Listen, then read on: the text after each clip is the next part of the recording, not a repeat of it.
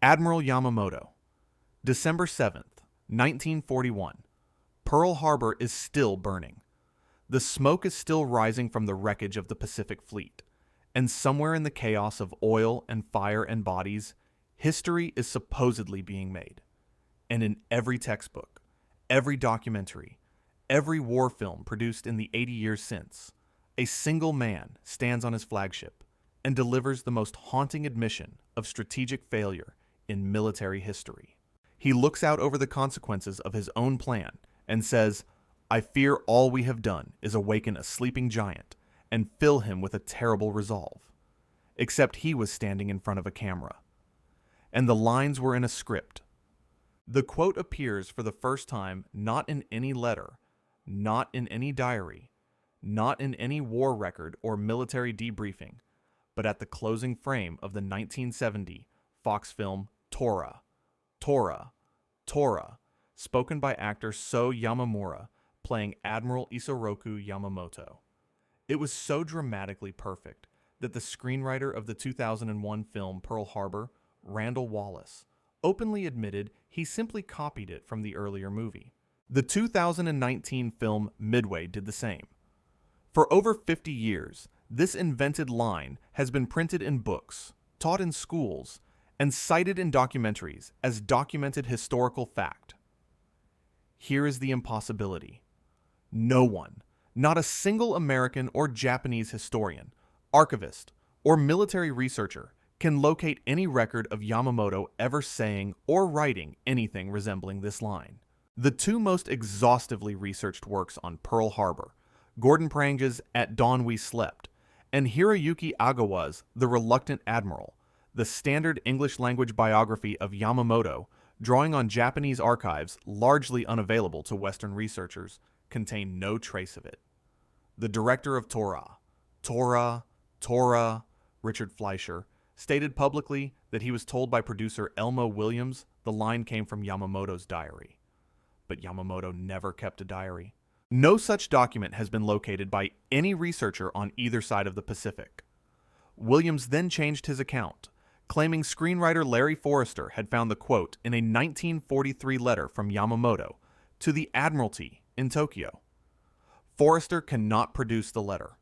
No one else can find it either. University of Pittsburgh history professor Donald Goldstein, co-author of 6 definitive works on Pearl Harbor, stated on record, "As far as I'm concerned, Yamamoto never had a diary. Furthermore, I can find no evidence that he made or wrote that statement. It just isn't so." Steve Gillon, then resident historian at the History Channel, told journalists in 2001 that the phrase appears for the first time in a Hollywood movie. A 1994 survey at the USS Arizona Memorial found that for most Americans, Tora was their most common source of knowledge about Pearl Harbor, meaning a majority formed their understanding of a real historical event through a film containing a fabricated quote. What Yamamoto actually appears to have written, cited in The Reluctant Admiral from a January 9th, 1942 letter, reads, "A military man can scarcely pride himself on having smitten a sleeping enemy. It is more a matter of shame. A real, documented sentiment. Nothing like the cinematic version." And the day after Pearl Harbor, while his officers celebrated, Yamamoto reportedly spent the entire day sunk in apparent depression. His genuine private reservations were real. Screenwriters simply wrote him a more theatrical way to express them. The mainstream explanation holds that the quote accurately captures Yamamoto's documented strategic thinking. He had studied in the United States. He understood American industrial capacity, and he genuinely believed Japan could not sustain a prolonged war. The line, according to this view, is a truthful distillation of a real worldview, even if the precise source cannot now be located. But Yamamoto never kept a diary. That single documented fact collapses the filmmaker's first explanation entirely. The backup letter cannot be produced by the man who claimed to find it. The 2 most exhaustively researched histories of Pearl Harbor don't contain it. And Randall Wallace admitted he didn't check. He copied it from the earlier movie. A fabrication copying a fabrication, passing as history for 80 years. If a Hollywood screenwriter can invent a quote, attribute it to a real historical figure, and have it taught in schools as documented fact, what does that say about how we actually learn history? How many other quotes we repeat with complete confidence are similarly cinematic inventions, written for dramatic effect rather than sourced from any archive? And why, even now, presented with this evidence, do so many people resist the correction? A Hollywood screenwriter invented an admiral's words, and those words became history. At least we can point to the exact moment it happened, the film, the screenplay, the actor. But what do you do when a quote escapes its author, travels 120 years across the Atlantic, and the woman who actually wrote it spent the rest of her life trying to explain the confusion? Voltaire, London, 1906. Somewhere in a quiet publishing house, an English author is finishing a biography she has spent years writing. She is signing it with a man's name because her own would undermine its reception. And somewhere inside those pages, she writes a single sentence intended to paraphrase a dead philosopher's attitude, a sentence so perfectly constructed that within decades it will be printed on protest signs, cited in courtrooms, and quoted by heads of state on 6 continents. All of it attributed to the philosopher, none of it attributed to her. The line is this: I disapprove of what you say, but I will defend to the death your right to say it. It is the battle cry of free speech, the philosophical foundation of the right to disagree. And Voltaire, who died in 1778, never wrote it, never said it, and almost certainly never formulated it in this exact form. The woman who did write it spent her entire career invisible behind a man's name. Evelyn Beatrice Hall published a book called The Friends of Voltaire in 1906 under the male pseudonym S.G. Tallentire, a deliberately male-sounding name she chose because female authors of the Edwardian era faced automatic dismissal from serious literary criticism. She was describing Voltaire's attitude toward a fellow philosopher, Claude Adrien Helvétius, whose book had been publicly burned by the French government in 1759. She wrote that defending to the death the right to say it was his attitude now. She intended it as a paraphrase of his worldview. Readers took it as a direct quote. Hall later confirmed the error, writing that she had not meant to imply Voltaire said it. Researchers at the Quote Investigator database, scholars at the City University of New York, and the French Wikipedia entry for Voltaire have all confirmed independently. The quote cannot be found anywhere in Voltaire's writings, letters, speeches, or documented conversations. The earliest attribution directly to Voltaire himself postdates Hall's book by decades. In a 1919 follow-up volume translating Voltaire's letters, Hall referenced the sentiment again, this time explicitly calling it a Voltairean principle rather than a direct quote, her own attempt to clarify that she had been synthesizing, not transcribing. She also stated that her line was inspired by Voltaire's own essay on tolerance, in which he wrote the authenticated phrase, "Think for yourselves, and let others enjoy the privilege to do so too." Real Voltaire, but far less quotable than Hall's version. Professor Marvin Carlson of the City University of New York stated directly to fact-checkers, the quote was created by Evelyn Beatrice Hall as an example of Voltaire's thinking. The passage in her book that caused the confusion used quotation marks around her paraphrase, a formatting choice she later said she regretted, acknowledging it gave readers reasonable grounds to assume they were reading a direct citation. Bartlett's Familiar. Quotations, one of the most authoritative reference collections in the English language, eventually listed the line attributed correctly to Hall, not Voltaire. But by then the misattribution had already appeared in legal arguments, political speeches, and journalism on 6 continents. Voltaire died in 1778. Hall was born in 1868.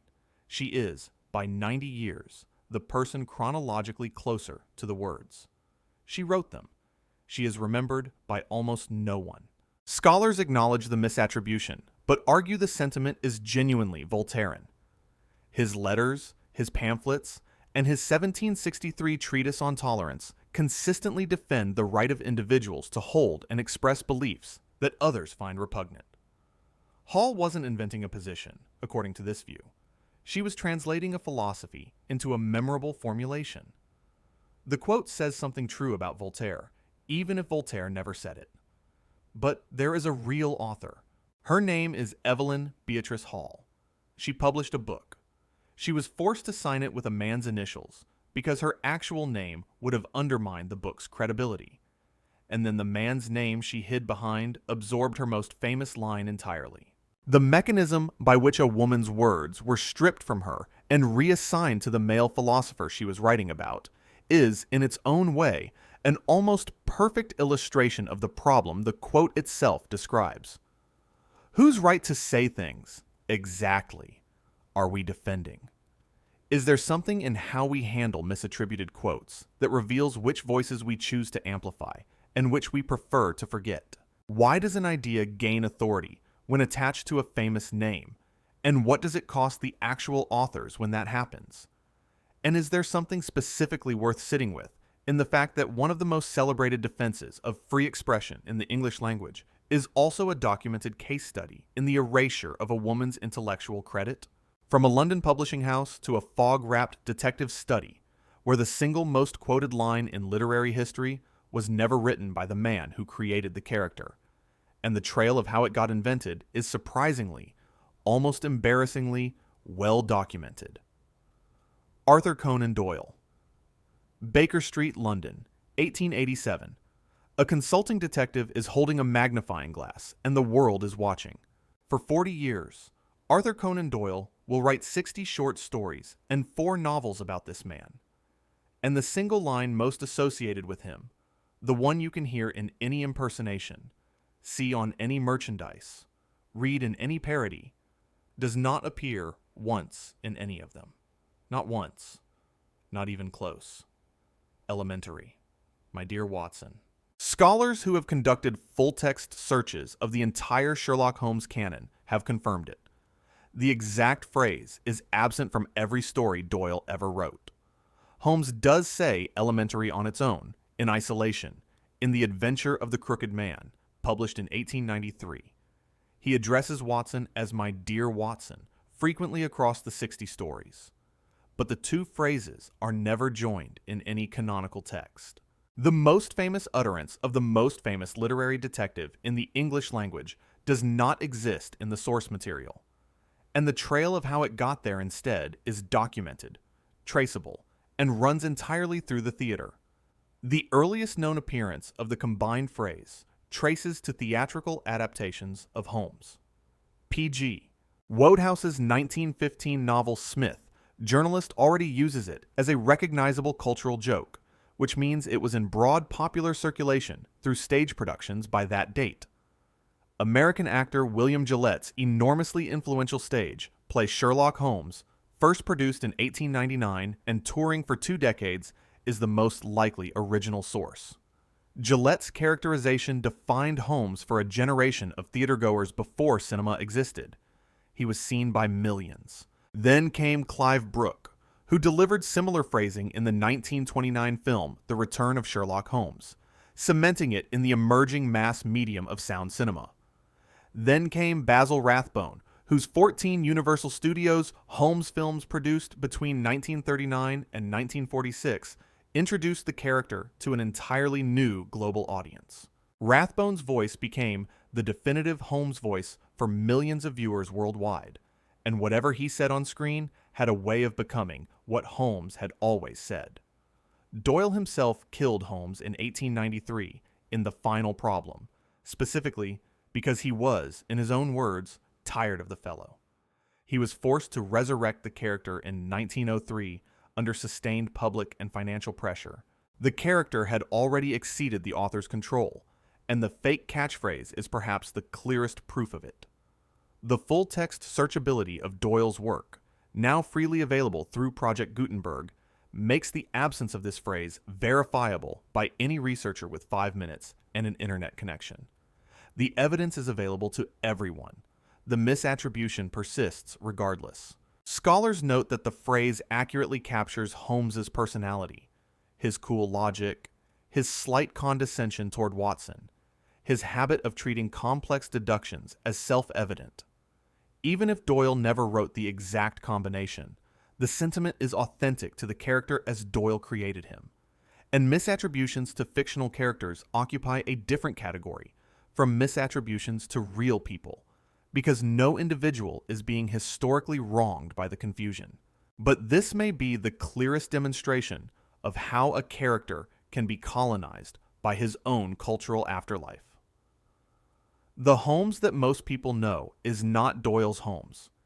He is a composite assembled by stage actors, screenwriters, and 100 years of repetition. If a quote can survive intact for over a century after its absence became digitally verifiable to anyone willing to look, what does that tell us about how much we actually check the things we repeat? And how much do we simply prefer the version that already lives in our heads? The invented line survived, some researchers suggest, because it is arguably better than anything Doyle wrote in precisely that register. Tighter, more characterful, more immediately quotable.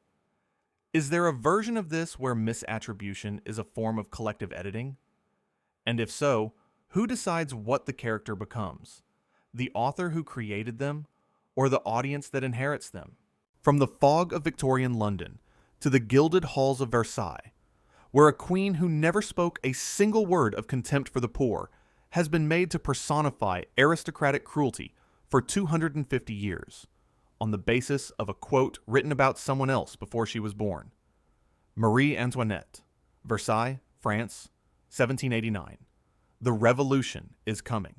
Pamphlets are circulating through Paris, describing a queen so removed from reality, so contemptuous of the people starving outside her palace gates, that when told they had no bread, she laughed and suggested they eat cake instead.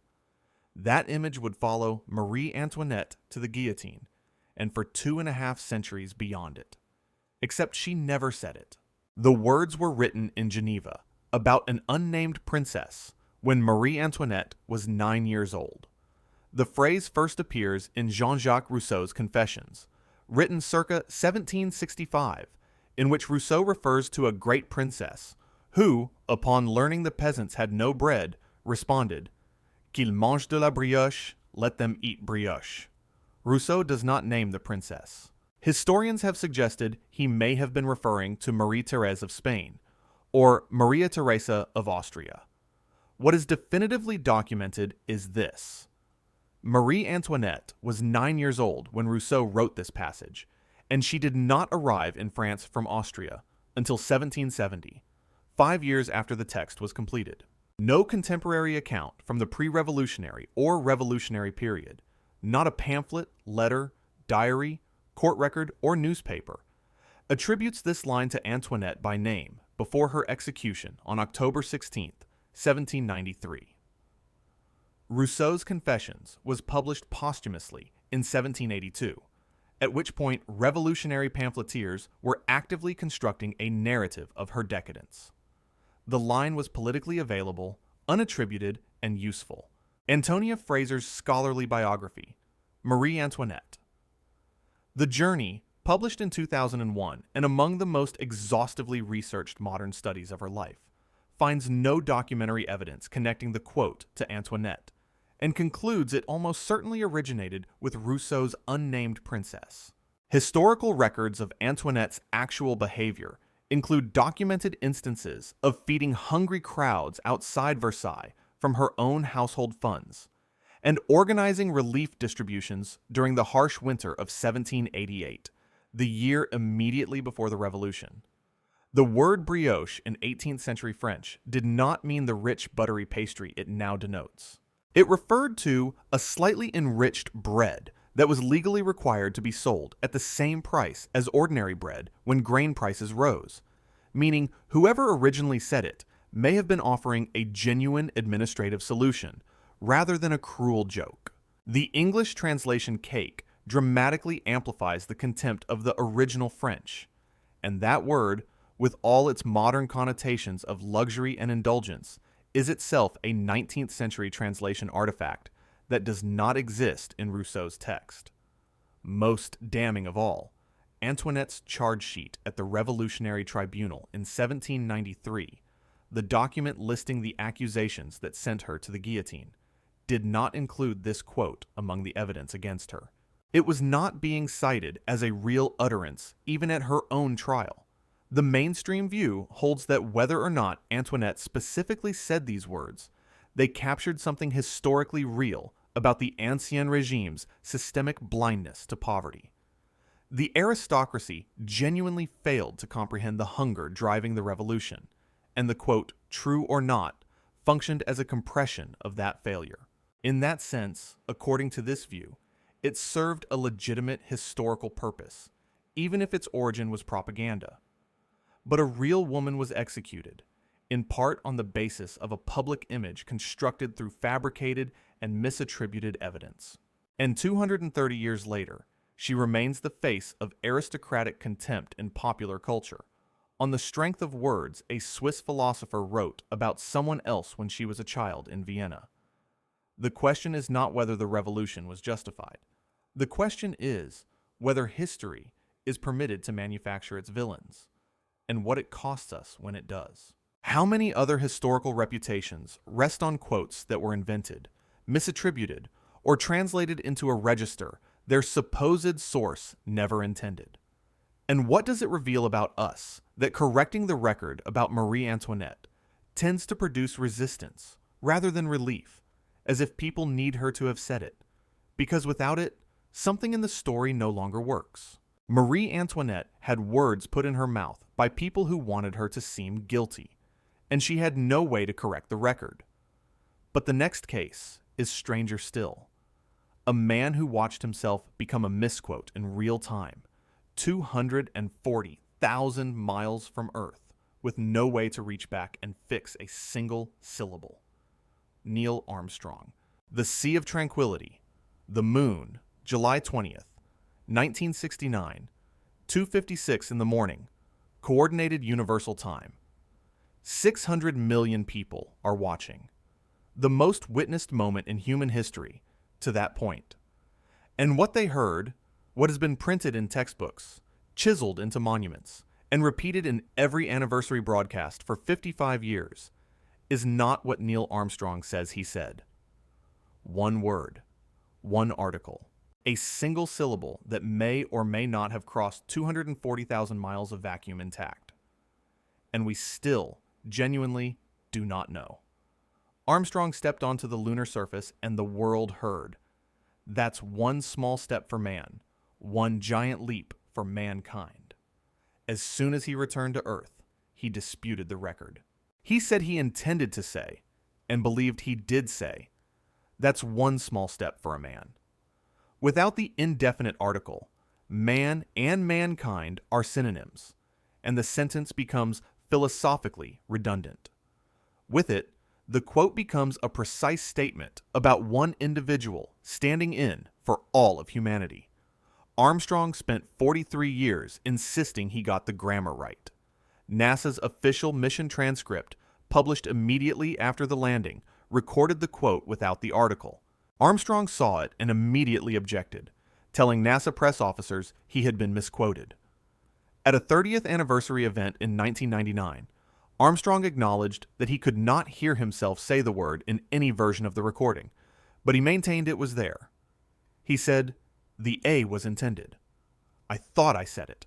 I can't hear it when I listen on the radio reception here on Earth, so I'll be happy if you just put it in parentheses." In 2006, Australian computer programmer and speech analyst Peter Shan Ford, using nerve impulse recognition software originally designed to help disabled people communicate, found a 35 millisecond acoustic signature in the waveform between the words for and man, a bump of sound too brief for human perception, but present, he argued, in the data. Armstrong called Ford's analysis persuasive, but forensic linguist John Olson and Dr. Chris Riley subsequently analyzed clearer NASA audio versions than Ford had used, and found that a voice print spectrograph shows the R in for and the M in man running directly into each other with no acoustic gap. Their conclusion was unambiguous. It's perfectly clear that there was absolutely no room for the word A. A 2013 study from Ohio State University and Michigan State University examined native Central Ohio speakers, Armstrong's own dialect group, saying 4 and 4A in natural conversation. They found that Armstrong's transmission duration was compatible with either interpretation, but probably slightly more likely to be the article-less version, while acknowledging the margin was too small for certainty. Snopes' authoritative analysis, cross-referencing cleaned NASA audio, characterizes the NASA explanation of transmission static as a face-saving fabrication. Armstrong died on August 25, 2012, at age 82. The most important sentence ever spoken off Earth exists in a state of permanent, documented, scientifically contested ambiguity. The official position is that Armstrong misspoke, a completely understandable human error made under extraordinary pressure at the most observed moment in human history. The sentence communicates its intended meaning even without the article, and the grandeur of the moment is not diminished by a dropped syllable under duress. But Armstrong himself, an engineer known for precision, a man who pre-planned every step of the mission with meticulous care, insisted for 43 years that he got it right. Either one of the most methodical men ever to walk on another world made an error he was neurologically incapable of remembering, or a 35 millisecond syllable was swallowed by 240,000 miles of space, and humanity has been quoting the grammatically redundant version of the most important sentence of the 20th century ever since. What if this question is, ultimately, unanswerable? Not for lack of evidence, but because the evidence itself is genuinely inconclusive. Armstrong's memory is documented, but may be wishful. The waveform analysis is disputed by the very analysts who conducted it. The Ohio accent study found probabilities, not certainties. Is there something significant about the fact that the single most quoted sentence of the 20th century may exist in a state of permanent, irresolvable ambiguity? And what does it reveal about us that most people, presented with all of this, still choose the version they already know? Armstrong's words exist inside the most documented moment in human history, filmed, recorded, broadcast to 600 million people, and they are still ambiguous. But the next quote was spoken in a chamber in ancient Rome by a man who was dying. The only witnesses were his killers, and the most famous thing he supposedly said was written 16 centuries later by a playwright in London. Julius Caesar. The Theater of Pompey, Rome, March 15th, 44 before the Common Era. 23 stab wounds. A group of senators, some of them men Caesar had personally pardoned and promoted, converging on him in a public theater. And the last words of the most powerful man in the Roman world, the phrase that has become the dictionary definition of betrayal itself, were written 1,643 years later by a playwright in London who was working from a Greek biography written more than a century after Caesar was already dead. Et tu, Brute? And you, Brutus? It appears in William Shakespeare's Julius Caesar, first performed at the Globe Theatre in 1599. It has since become the most famous depiction of Caesar's death in Western culture and is treated in countless references as a historical utterance. But it is a theatrical invention.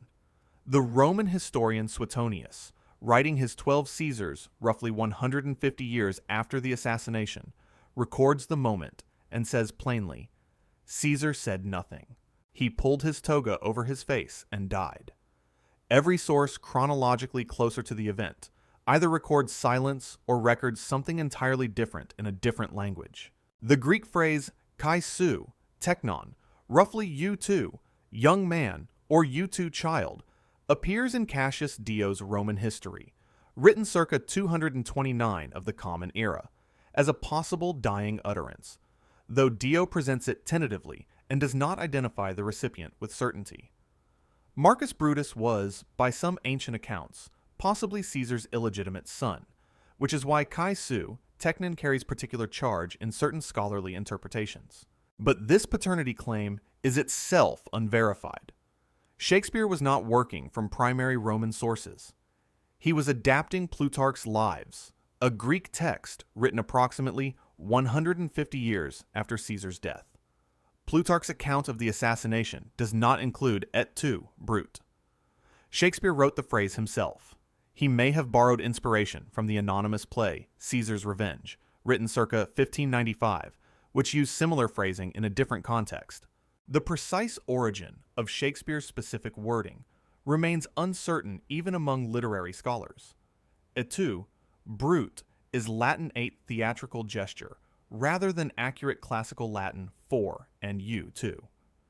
It is the phrase a Roman might think dramatically, not a documented transcription. The British Museum holds multiple manuscript versions of Plutarch's Lives, and Caesar's assassination is described across numerous ancient texts. None of them agree on whether he spoke at all. Shakespeare's version has, since 1599, entirely displaced all of them in popular consciousness. The mainstream view holds that Shakespeare was writing drama, not history, and his audience understood the distinction. The phrase captures something emotionally and philosophically true about the moment, the specific horror of betrayal by someone trusted and elevated. Even if Caesar said nothing, the scene dramatizes a real human dynamic with extraordinary economy, and art has always had the right to illuminate history through invention. But the line is now routinely cited as something Caesar actually said, printed in reference works, quoted in political speeches about betrayal, used in legal and rhetorical contexts, as if it were a primary historical document. By the best available evidence, the account of the historian closest in time to the event, Caesar died in silence, with his toga pulled over his face. Shakespeare replaced that silence with a line. And then the world decided the playwright's version was the historical one. If et tu, Brute is a theatrical invention that became historical canon, how many other historical moments we feel we know, the precise thing someone said at the critical instant, are similarly dramatic interpolations written long after the fact? History is full of scenes that are simply too perfectly constructed to have happened exactly as described. At what point should we trust the drama? And when does trusting the drama cost us access to the real event? From a Roman theater to a Hollywood studio, where the most beloved film ever made gave the world its most cited line, and the line was never in the film. Casablanca. Warner Brothers Studio, Burbank, California, 1942. The cameras are rolling on what will become the most celebrated Hollywood film ever made. Ingrid Bergman is asking a pianist to play a song. Humphrey Bogart, somewhere else in the building, is preparing to deliver lines that will be quoted for generations. And the single most famous line from the entire production, the one that gave its name to a Woody Allen play and a Woody Allen film, the one everyone reaches for first, is not being filmed. Because it is not in the script. Because nobody says it. Play it again, Sam. You've said it. You've heard it said. It does not appear, not once, not in any scene, not even approximately, anywhere in Casablanca. The complete screenplay, archived at the Writers Guild of America and available in multiple published editions, contains no version of it anywhere. What Ilsa actually says in the relevant scene is this: play it, Sam. Play as time goes by. What Rick actually says later is, you played it for her, you can play it for me. If she can stand it, I can. Play it. The word again never appears in connection with the piano request in any version of either scene. The phrase, play it again, Sam was coined by Woody Allen as the title of his 1969 Broadway stage play about a man who is obsessed with Casablanca, and the invented homage became more famous than the real film it was honoring. Allen's play starred Allen himself as a film critic who idolizes Bogart's persona. He appears to have known the line was a popular misremembering and used it deliberately as a joke about false cultural memory. But when the 1972 film adaptation of Allen's play was released, starring Allen and Diane Keaton, it reached a mass audience that had not seen the Broadway production. Many viewers appear to have taken the title as confirmation that the line was real, not as a parody of misquotation. And the loop closed. Casablanca was voted the greatest American film in the American Film Institute's 1998 poll. Its most famous line does not exist in it. Rick's actual instruction to Sam, if she can stand it, I can, is a harder, colder, more emotionally damaged line than the misquote. It reveals a man in controlled agony, ordering himself to endure. The misquote smooths all of that into a wistful, nostalgic request and removes the controlled violence from the scene entirely.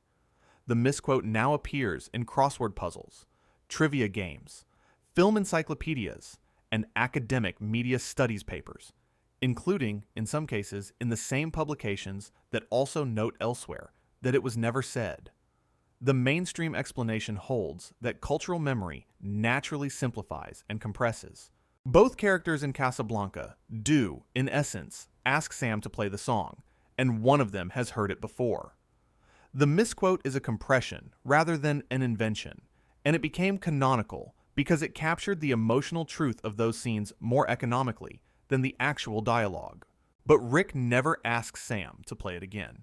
And the distinction between a request and a command, between nostalgia and barely suppressed grief, is the entire emotional content of the scene.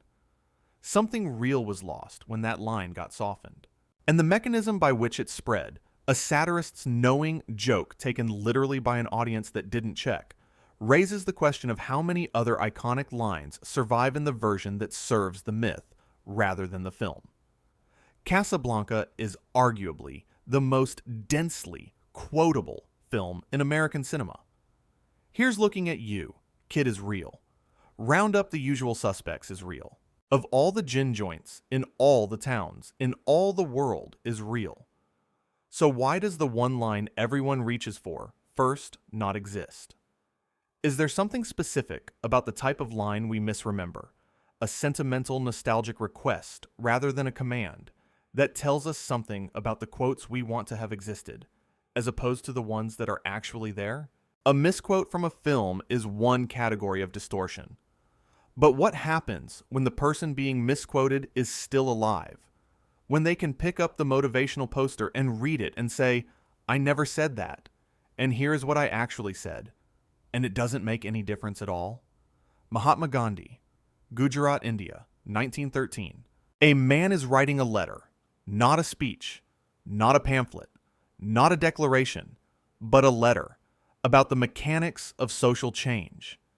He is in the middle of leading a nonviolent resistance movement against colonial rule. What he writes is careful, structural, politically specific. It will eventually be compressed into 8 words, stripped of its political content, and printed on coffee mugs on every continent. And the man who wrote it will still get the credit, technically. But what he actually said will be almost entirely lost. Be the change you wish to see in the world. It is on graduation speeches, nonprofit mission statements, and tattoos from Sao Paulo to Seoul. It is the most universally reproduced motivational quote of the 21st century, and it is not what Gandhi said. The collected works of Mahatma Gandhi, published by the Indian government across 100 volumes and representing the most comprehensive archive of his documented output, does not contain this phrase in any form. Quote, investigator-researcher Garson O'Toole, whose database is the most authoritative resource for tracing, quote, origins, conducted an exhaustive search and published a detailed analysis finding no pre-2004 usage of the exact condensed phrase attributed to Gandhi. His conclusion was that it was probably crafted by an unknown person. What Gandhi actually wrote in that 1913 letter reads, "If we could change ourselves, the tendencies in the world would also change. As a man changes his own nature, so does the attitude of the world change towards him. We need not wait to see what others do." The condensed misquote removes that final structural element entirely. "We need not wait to see what others do" is not self-help language. It is a political argument about the relationship between individual agency and collective resistance, made by a man actively engaged in organizing people against an empire. The modern version strips the political content and the social mechanism and leaves only the personal command. The misquote appears to have been widely popularized through a 2004 column in the New York Times, attributed to Gandhi without a source citation. It subsequently spread through the early internet with what would later be recognized as viral velocity. By 2008, the quote had been attributed to Gandhi in speeches by major political figures worldwide, including in the United States, and none of those attributions appear to have involved any source verification. The condensed version gained its global reach, partly because it fits within Twitter's original 140-character limit, which became a primary vector for, quote, dissemination from 2006 onward. Gandhi's actual 1913 statement does not fit in a tweet. The motivational poster industry is estimated at a multi-billion-dollar global market, and Gandhi's name and misquote are among its most reproduced elements. The intellectual authority being borrowed belongs to someone who said something more structurally complex and considerably less commercially useful. The mainstream view holds that the condensed version captures the essential insight of Gandhi's longer statement with greater economy. He was arguing that personal transformation precedes social change, and "Be the change you wish to see" says exactly that in 8 words. According to this view, the simplification is a legitimate act of compression for a general audience, not a fundamental distortion of meaning. But Gandhi's actual formulation contains a structural element the misquote removes entirely. We need not wait to see what others do. This is a political argument about collective resistance under oppression, made by a man in the active middle of a revolution. "Be the change you wish to see" is a meditation prompt for personal growth. What Gandhi actually wrote was a strategy. These are not the same thing, and stripping the political content from Gandhi's ideas in order to print them on merchandise is, some researchers suggest, its own form of erasure. The Gandhi misquote is a case study in what happens when a complex political thinker's ideas are processed through consumer culture. His actual statement is about collective action, social structure, and the mechanics of resistance. The misquote is about personal development. If you had to choose which version the modern world prefers, which would you pick? And what does that preference tell us about what we actually want from the words of the people we claim to admire? From India to Germany, where a quote attached to a name so universally trusted that almost no one ever checked it turns out to trace not to a physicist's lecture hall, but to a recovery pamphlet from 1981. Albert Einstein, United States, 1981. Somewhere in the production of a Narcotics Anonymous publication, someone writes a sentence about the nature of addiction and the psychological difficulty of changing ingrained destructive behavior. The sentence is precise, earned, and true. It comes from human experience. A decade later, give or take, someone attaches Albert Einstein's name to it. Einstein died in 1955. And then the sentence circles the planet. The definition of insanity is doing the same thing over and over and expecting different results. It is on conference room walls, in TED Talks, in boardroom strategy sessions, in political speeches, in self-help seminars on every inhabited continent.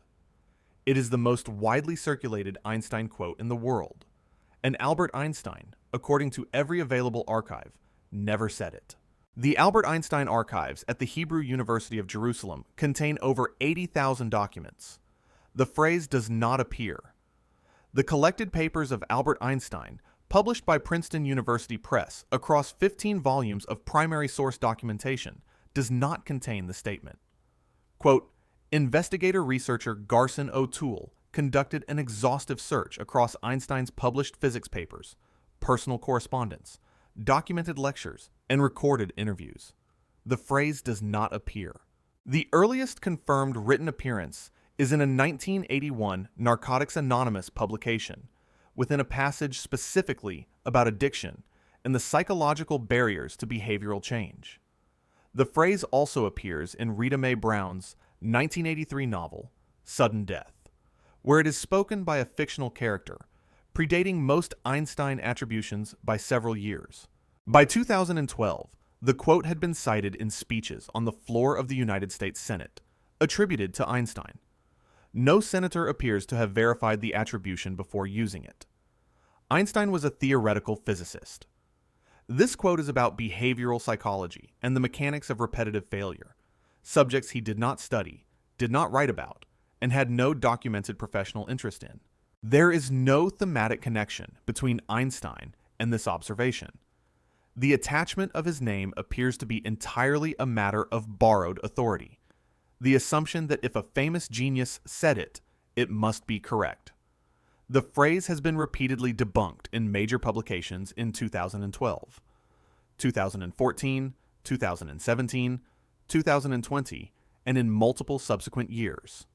Each debunking generates significant coverage. The debunking has had essentially no measurable impact on the quote's continued circulation. The structural irony is documented and noted by multiple researchers. This quote about the futility of repeating an action and expecting a different result has itself been repeatedly debunked.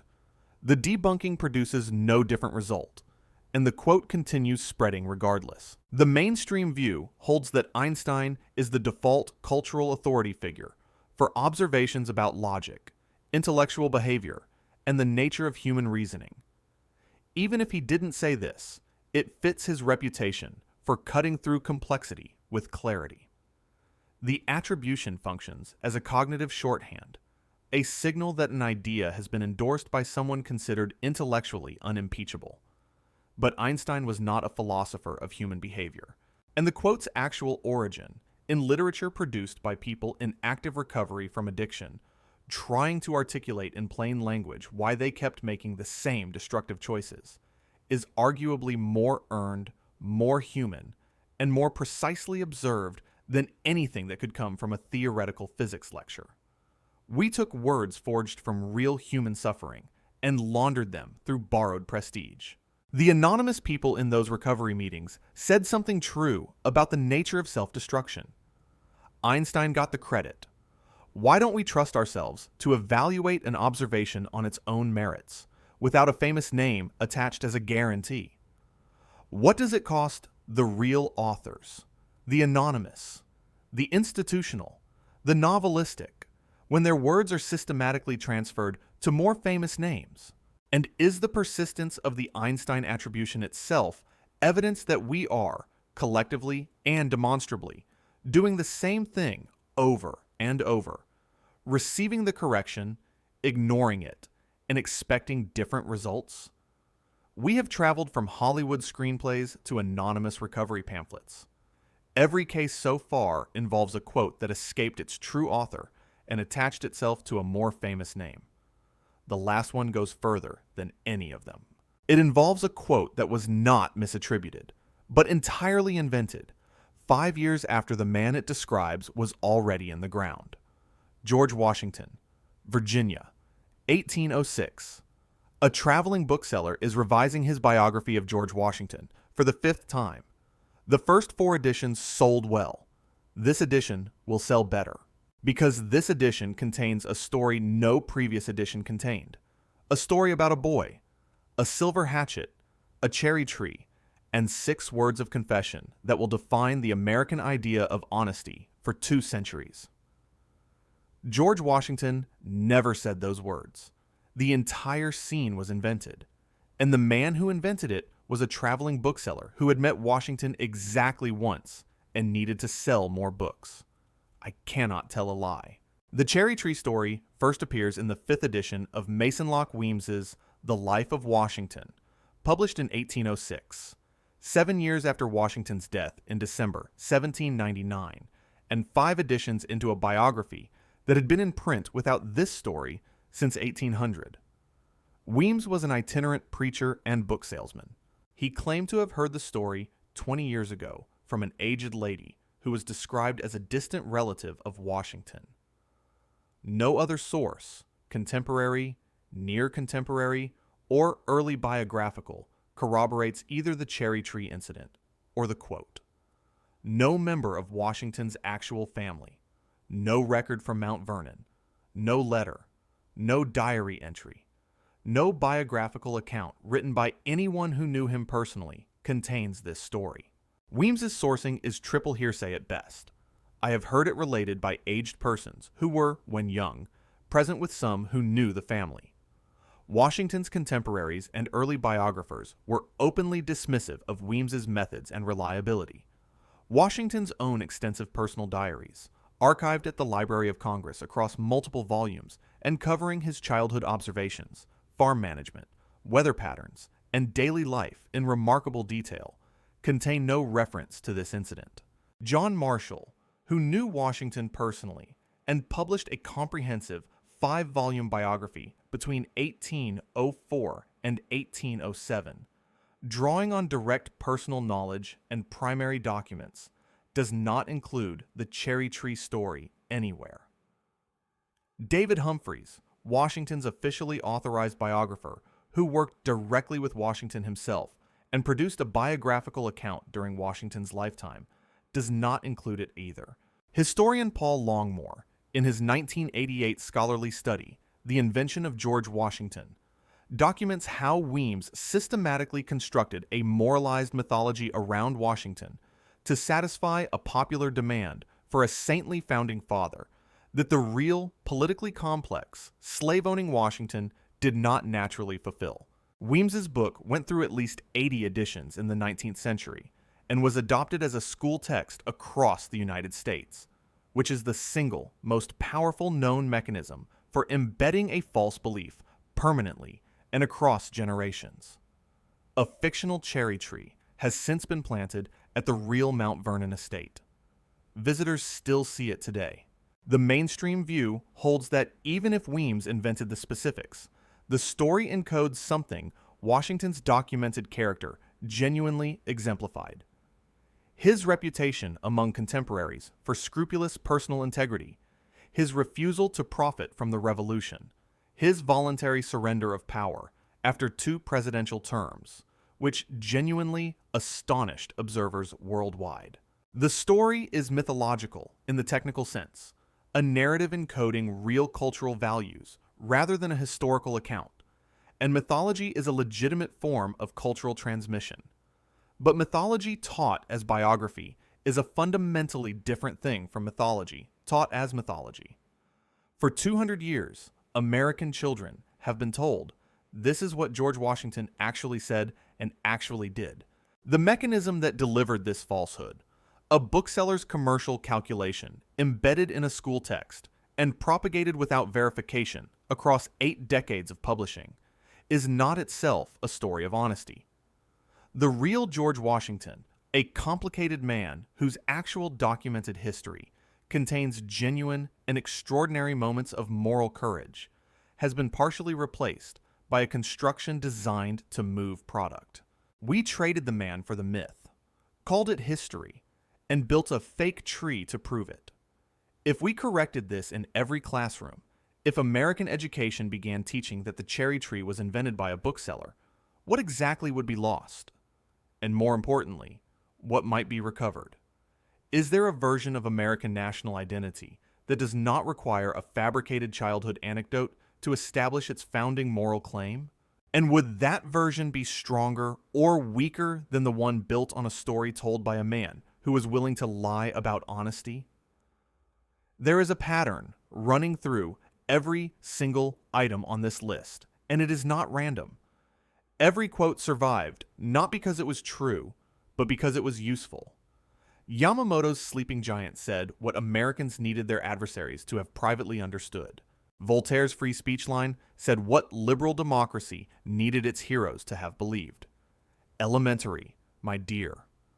Watson said what we needed the perfect detective to sound like. Let them eat cake, said what the revolution needed its villain to have felt. Armstrong's moon quote said what that moment required. One individual for all of humanity. Grammatically clean, philosophically complete. Caesar's dying words said what tragedy required from its most dramatic exit. Casablanca's most famous line said what nostalgia needed the most romantic film ever made to have offered. Gandhi's quote said what global consumer culture needed resistance to look like.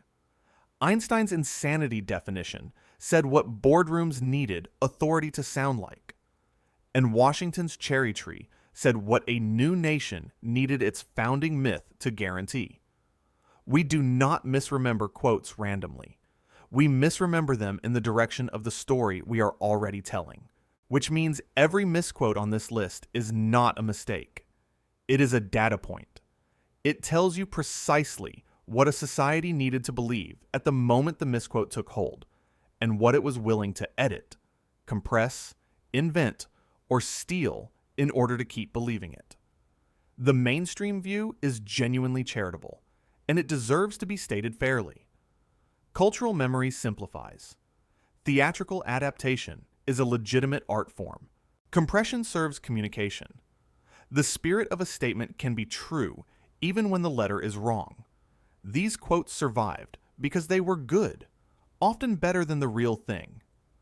There is genuine merit in that defense. But suppose we owed the past accuracy as well as reverence. Suppose the Narcotics Anonymous authors deserved their words back. Suppose Evelyn Beatrice Hall deserved her name on the most famous defense of free speech in the English language. Suppose George Washington deserved to be remembered as the complicated, extraordinary man he actually was, rather than the product of a bookseller's imagination. Suppose the people we quote deserved, at minimum, to be the people who actually spoke. Most people encounter these quotes on posters and in speeches and never look behind them. They accept the authority of the name and move on. You stayed through all 10. You asked where these things actually come from. That habit, the refusal to accept a quote simply because it sounds right, is the rarest and most important intellectual discipline in an age where a fabricated line can circle the planet before the correction even loads. Drop the quote you will never say the same way again in the comments. We are listening. In 1970, an actor on a film set delivered a line that a real admiral never said, and for 50 years that line became history. Every quote on this list made the same journey, from invention to repetition to certainty. The mechanism is always the same. A famous name, a line that fits, an audience that wants it to be true. Somewhere tonight, someone is putting one of these on a poster. Subscribe, because the next time you see a famous quote, you will check.